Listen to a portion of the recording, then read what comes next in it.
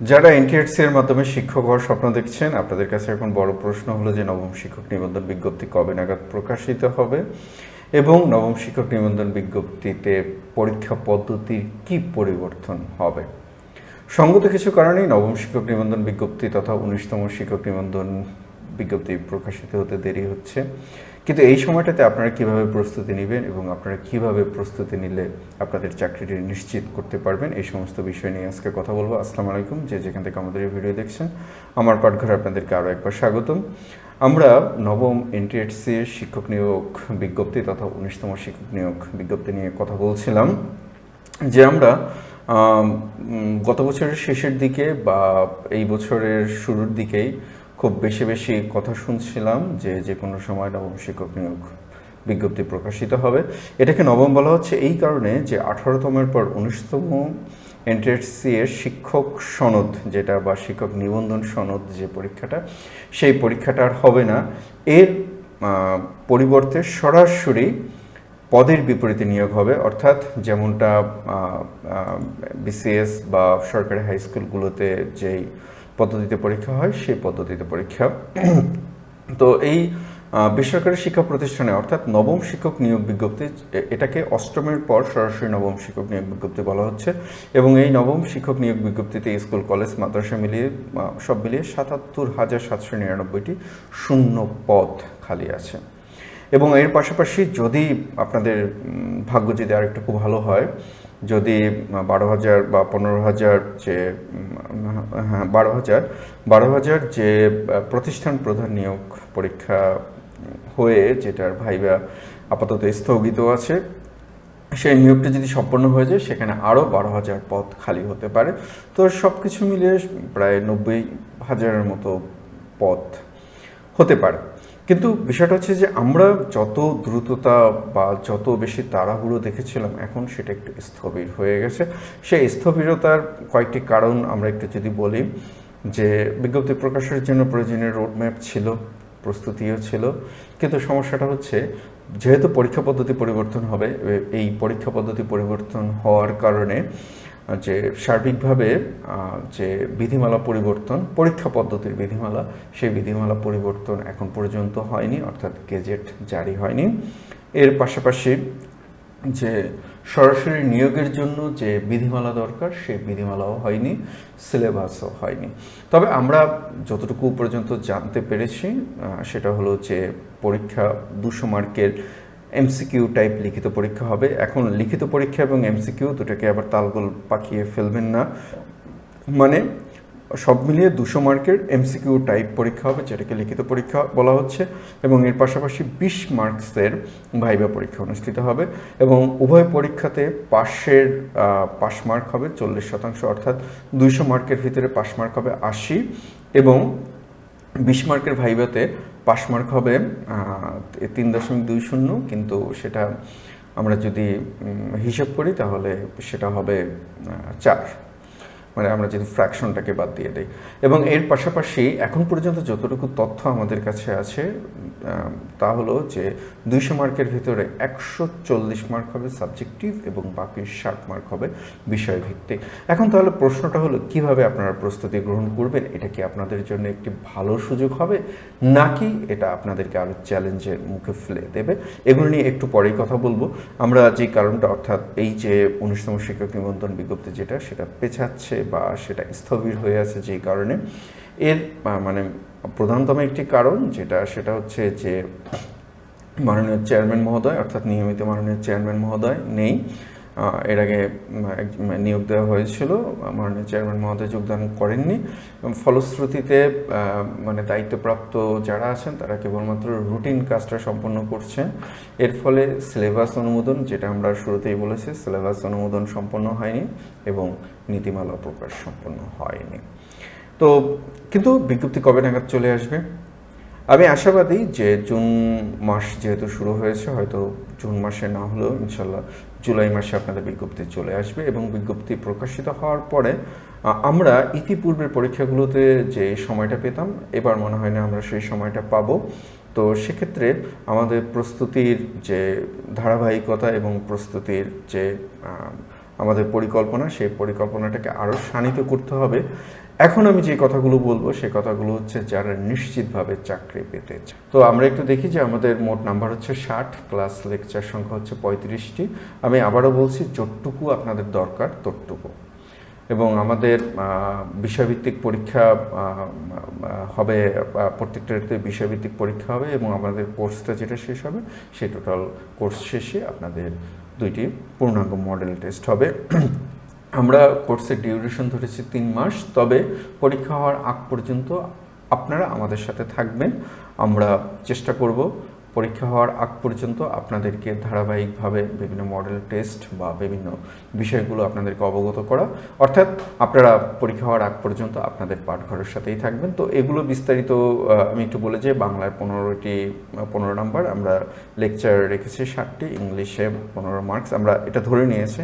Lecture রেখেছি 60টি, সাধারণ জ্ঞানে লেকচার রেখেছি 60টি, গাণিতিক যুক্তি এবং মানসিক দক্ষতাতে আমরা লেকচার বা ক্লাস রেখেছি 10টি। এর কারণ হলো আমাদের বেশিরভাগেরই সমস্যা থাকে এই গণিতে। অনেকেই পরামর্শ দিবেন যে গণিতটাকে তুমি আপাতত বাদ দিয়ে দাও। আমি ওই একই কথা বলবো, এটা একটি ব্লান্ডার বা একটি আত্মঘাতী সিদ্ধান্ত। তো এবার আসুন আমরা একটু যে বইটার কথা আমরা বলেছিলাম সেই বইটা দ্য আলটিমেট, প্রচলিত বই থেকে সম্পূর্ণ ভিন্ন নতুন আঙ্গিকে আছে। এগুলো আপনারা দেখতেই পাচ্ছেন, দ্য আলটিমেট সাকসেস গাইড, আমার পাঠঘর, এনটিএসসি এর শিক্ষক নিয়োগ সহায়িকা। বইটি আমাদের পুরোপুরি কমপ্লিট হয়ে গিয়েছে, 556 পৃষ্ঠার বই। তো এই বইটিতে আমরা 2টা পার্ট রেখেছি। আমরা একটু বইয়ের মূল বিষয়গুলো একটু দেখে আসি। টপিক ভিত্তিক আলোচনা, পরীক্ষা সর্বোচ্চ কমন উপযোগী, 5000টি এমসিকিউ। এর মধ্যে আমরা একটু যদি এমসিকিউর সংখ্যাটা যদি একটু বলি, তাহলে বাংলায় হচ্ছে আমাদের 1016টি এমসিকিউ, ইংলিশে 1042টি এমসিকিউ, গণিতে 609টি এমসিকিউ, মেন্টাল অ্যাবিলিটিতে 104টি এমসিকিউ, বাংলাদেশ অ্যাফেয়ার্সে 783টি এমসিকিউ, ইন্টারন্যাশনাল অ্যাফেয়ার্সে 778টি এমসিকিউ, জিওগ্রাফি 112টি এমসিকিউ, ডেইলি সায়েন্সে 460টি এমসিকিউ, আইসিটিতে 151টি এমসিকিউ, মোট যোগ করলে 4955টি হয়। কিন্তু এর বাহিরেও আমরা যেটা বলছি যে আরও কিছু এমসিকিউ পাবেন আপনারা। সেই এমসিকিউ গণিত, ম্যাজিক, শর্টকাট এবং বিস্তারিত ব্যাখ্যা, পরীক্ষা পদ্ধতির আলোকে সাজেশন, সাম্প্রতিক বিষয়াবলী, শিক্ষা বিষয়ক তথ্যসহ বিবিধ আপডেট সংযোজন। তো আমরা একটু বইয়ের ভেতরে চলে আসি। আমরা একটু সূচিপত্রগুলো, এটা হচ্ছে আমাদের শিক্ষা বিষয়ক কিছু ইনফরমেশন আপনাদের জন্য। বাংলাদেশের শিক্ষা বিষয়ক, এখান থেকে টুকটাক 2-1টা প্রশ্ন দিয়ে দিতে পারে, বা নতুন সিলেবাস হলে সেই সিলেবাস এটাকে অন্তর্ভুক্ত করে দিতে পারে। তো এবার আসুন আমরা বিষয়ভিত্তিক সূচিটা একটু দেখি। এই যে আপনারা দেখতে পাচ্ছেন বিষয় টপিক, আমরা টপিকটা একটু পরে আপনাদেরকে দেখাচ্ছি। আর এটা হচ্ছে আমাদের সাহিত্য অংশ, ইংলিশ লিটারেচার। এভাবে আমরা আমি স্ক্রিনে একটু স্ক্রল করে গেলাম, আপনারা একটু পজ করে আপনারা দেখে নিতে পারেন।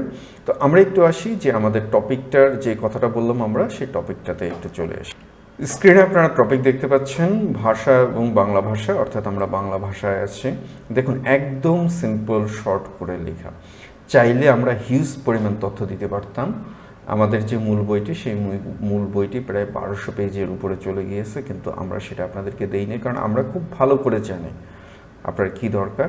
যার কারণে আমরা ওই যেই জিনিসগুলো আপনাদের দরকার নেই সেই জিনিসগুলোকে আমরা স্কিপ করে দিয়েছি। এবং আপনার দরকার একটি চাকরি, একটু খেয়াল করে শুনবেন, আপনার প্রথম, দ্বিতীয়, তৃতীয় হওয়ার দরকার নেই। সুতরাং আপনার একটি চাকরি নিশ্চিত করার জন্য যা দরকার তাই আমরা দিয়েছি। এই আমাদের টপিকগুলো আমরা দেখতে পাচ্ছেন। এখন একটি প্রশ্ন আপনাদের মনে আসবে যে টপিকের শেষে আমরা কেন প্রশ্ন দেইনি। কারণ টপিকের শেষে আমরা প্রশ্ন দেইনি, আমাদের যে প্রশ্ন ব্যাংক সেটা আমরা একটু পরেই দেখাচ্ছি। সেই প্রশ্ন ব্যাংকটি আমরা একই প্রশ্ন তাহলে 2 জায়গায় চলে আসবে, বইয়ের ভলিউম বেড়ে যাবে, আপনাদের জন্য একটু প্রবলেম হয়ে যাবে, কারণ বইয়ের সাইজ বড় হলে তখন আপনারা পড়তে চাইবেন না, এটা নেগেটিভ ইম্প্যাক্ট। তো এই যে আপনারা দেখুন ধ্বনি বর্ণ, আমরা ঠিক এভাবে যতটুকু দরকার আমাদের ওইটা আমরা সাজিয়েছি। আমরা একটু ইংলিশ পার্টটুকুতে চলে যাই। তো দেখুন আমাদের ইংলিশ পার্টটুকু আমরা একটু সামনের দিকে চলে গিয়েছি, আমরা একটু পেছনের দিকে যাই, শুরু থেকেই যাই। এই যে এটা হচ্ছে আমাদের ইংলিশ পার্টটুকু, আমরা পার্টস অফ স্পিচ যতটুকু আমাদের দরকার ঠিক ততটুকু আমরা আলোচনা করেছি, খুব বেশিও না আবার খুব কমও না। তো এইভাবে আমরা প্রত্যেকটা পার্ট আপনাদেরকে দেখাতে পারি। আমরা যদি একটু গণিতে চলে যাই, গণিত যেটা নিয়ে আমাদের সবচেয়ে বড় ভয়, ইনশাল্লাহ গণিতে আপনাদের আর কোনো ভয় থাকবে না, আমি ওসমান আছি আপনাদের সাথে। এটা হলো আমাদের পাটিগণিত। এই যে দেখুন আমরা একদম যেটা আপনাদের দরকার সেটা করে, তবে গণিতের বেলায় আমরা একটা করেছি সেটা হচ্ছে যে আমরা প্রত্যেকটা টপিকের শেষে পর্যাপ্ত উদাহরণ রেখে দিয়েছি এবং এই উদাহরণগুলো কিন্তু বারবার পরীক্ষায় আসা। শুধুমাত্র আমি একটি কথাই বলবো, এই বইতে যা আছে প্রায় প্রত্যেকটাই কোনো না কোনো পরীক্ষায় একাধিকবার এসেছে। এটাই আমাদের সবচেয়ে ভরসার জায়গা এবং এটাই সবচেয়ে আমাদের আস্থার জায়গা। তো আপনারা এটার উপর ভরসা রাখতে পারেন, আমার পাঠঘরের উপরে, অর্থাৎ আপনাদের পাঠঘরের উপর ভরসা রাখতে পারেন। এরপরে এসে আমরা বাংলাদেশ অ্যাফেয়ার্স প্রত্যেকটা জায়গা আমরা একটু আপনাদেরকে দেখানোর চেষ্টা করি, কারণ এত বড় বই তো এইখানে দেখানো যাবে না, এবং আপনারা যেটা দেখছেন এই বইটাই আপনাদের কাছে যাবে। তো বাংলাদেশ বিষয়াবলী এভাবে আমরা দিয়েছি। তো এবার আমরা একটু চলে আসি যে আমাদের যে পার্টটুকু, অর্থাৎ যে প্রশ্ন বা আমরা যে প্রশ্ন ব্যাংক বলেছি, আমরা সেই প্রশ্ন ব্যাংকটুকুতে আমরা একটু চলে আসি। তো এটা হচ্ছে আমাদের সেই প্রশ্ন ব্যাংক। দেখুন, আমরা বাংলায় বলেছিলাম আপনাদেরকে 1041টি প্রশ্নের 1016টি প্রশ্নের কথা বলেছিলাম। দেখুন, ভেরি ফার্স্ট প্রশ্ন, অ্যাটাস্টেটের বাংলা পরিভাষা কোনটি, এই প্রশ্নটি BCS এ এসেছে। প্রত্যেকটি প্রশ্ন আমি এইখানে রাখলাম। আপনারা যে কোনো একটা প্রশ্ন আপনারা নিয়ে র্যান্ডম আপনারা সার্চ দিবেন, সার্চ দিলে দেখবেন যে এটা একাধিকবার পরীক্ষায় এসেছে। তো এভাবে সবগুলোতে আমি দেখাতে পারবো না, আমি আপনাদেরকে একটু ধরুন ইংলিশটা একটু যদি দেখিয়ে দেই আপনাদেরকে। এই যে দেখুন, আমাদের ইংলিশ পার্টটুকু ঠিক সেম একই রকমভাবে আমাদের ইংলিশ পার্টটুকু করা। এই যে দেখুন, ইংলিশ পার্টে প্রশ্ন আছে প্রায় 1042টি। একই রকমভাবে আপনি যদি গণিতের কথা চিন্তা করেন, সেই গণিত পার্টটুকু আমি আপনাদেরকে দেখাচ্ছি, সেম একই রকমভাবে করা। আপনারা যদি বাংলাদেশ অ্যাফেয়ার্স, ইন্টারন্যাশনাল অ্যাফেয়ার্স সেটাও যদি দেখতে চান, আমরা আপনাদেরকে সেটা দেখিয়ে দিচ্ছি। এটা আমরা একটু পেছন দিকে যাই। এই যে আমাদের বাংলাদেশ বিষয়াবলী এভাবে করা আপনার এভাবে প্রত্যেকটা পার্ট যদি আপনি দেখেন, যেমন আমি এখন যেখানে আছি এটা হচ্ছে আমাদের ইন্টারন্যাশনাল পার্ট। আপনারা দেখুন র্যান্ডম একটা পেজে আমরা আসলাম। তো এগুলো আপনারা যে কোনোভাবে যে ভূগোল পরিবেশ আপনারা দেখেন, আপনারা যদি টপিকটা একটু পড়েন এবং একটু পড়ে আপনারা যদি আমাদের প্রশ্ন ব্যাংকটা বিগত বছরগুলোতে আমরা ইনশাআল্লাহ আল্লাহর রহমতে 90 থেকে আরও বেশি 95% পর্যন্ত আমরা কমন পেয়েছি। এবং এই বইটা যখন আপনাদের পরীক্ষা হবে, পরীক্ষা আগে প্রায় অন্তত 3 সপ্তাহ আগে আমরা আপনাদেরকে সাম্প্রতিক সাধারণ জ্ঞানের, কারণ পরীক্ষা কবে হবে সেটা তো আমরা এখন নিশ্চিত করে বলতে পারি না, আমরা সাম্প্রতিক সাধারণ জ্ঞানের একটি আপডেট শিট আপনাদেরকে দিব। তো এটা হচ্ছে আমাদের বইয়ের সর্বশেষ পেজ। তো এই বইটাই আপনাদের কাছে হুবহু যাবে। এখন আমি যেটা বললাম যে একদম মিনিমাল মূল্যে। আরেকটা কথা বলে রাখি, 100 টাকা, 200 টাকা বা 50 টাকায় কোর্স করায় আমি উইথ রেসপেক্ট, আমি ওই বিষয়ে আমার কোনো মন্তব্য নেই, কিন্তু আমি একটা বিষয় জানি সেটা হচ্ছে যে একটা চাকরি আপনি পাবেন, সেই চাকরিটা যদি 9ম গ্রেড হয় আপনি বর্তমান স্কেলে 22,000 টাকা বেতন পাবেন, যদি 10ম গ্রেড হয় তাহলে 16,000 টাকা বেসিক পাবেন আপনি। সেটা যদি আপনি একটি 100 টাকা বা 200 টাকার কোর্স দিয়ে যদি করতে চান, আর সেখানে যদি আপনি ব্যর্থ হন, মানে আমি এই মন্তব্যটা করলে সেটা নেগেটিভ মন্তব্য হবে, আমি নেগেটিভ মন্তব্য করতে চাই না, আমি জাস্ট আপনাদেরকে বললাম। তো যাই হোক, যেহেতু আমাদের অনেকেরই প্রবলেম আছে, আমার পাঠঘরের সাথে আপনারা যারা আসবেন, অর্থের প্রবলেম এটা আমরা ইনশাল্লাহ আল্লাহর রহমতে আমরা সমাধান করতে পারবো, এবং ইনশাল্লাহ আমরা সমাধান করেছি এর আগে। কিন্তু আপনাদের অন্যান্য যে প্রবলেমগুলো, ইনশাল্লাহ সেই প্রবলেমগুলো আমরা সমাধান করব। তো যারা আমাদের কোর্সে ভর্তি হতে চান, আমাদের যে হোয়াটসঅ্যাপ নাম্বার আছে, হোয়াটসঅ্যাপ নাম্বারে NTHC 9th লিখে একটু নক করবেন, আমরা খুব দ্রুতই আপনাদের সাথে যোগাযোগ করব এবং বিস্তারিত কোর্সের বিষয়ে আপনাদেরকে জানিয়ে দেওয়া হবে। প্রিয় ভিউয়ার্সরা, যারা NTHC এর শিক্ষক নিয়োগ হওয়ার স্বপ্ন দেখছেন, সার্বিক বিষয় নিয়ে আপনাদের মতামতকে অবশ্যই আমাদের কমেন্টে জানাবেন, এবং আমাদের ভিডিওটি যদি ভালো লেগে থাকে অবশ্যই সাবস্ক্রাইব করবেন এবং লাইক, কমেন্ট, শেয়ার করে অন্যদেরকে জানিয়ে দেওয়ার সুযোগ করবেন। সবার জন্য শুভকামনা, ভালো থাকবেন, আসসালামু আলাইকুম।